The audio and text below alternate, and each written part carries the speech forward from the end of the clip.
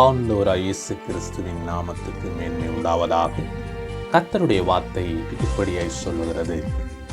சங்கீதம் 18:1. என் பெலனாகிய கர்த்தாவே, உம்மில் அன்பு கூறுவேன்.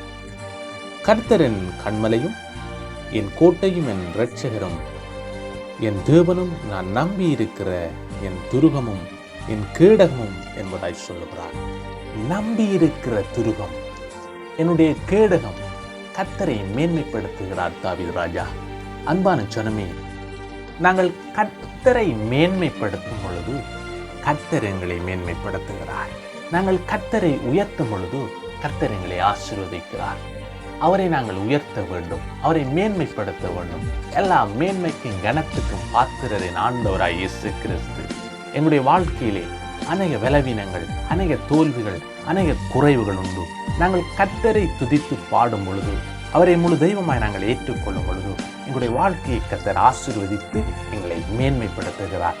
ஆண்டவராய் இயேசு கிறிஸ்து உங்களை ஆசீர்வதித்து உங்களை பாதுகாப்பாராக. God bless you.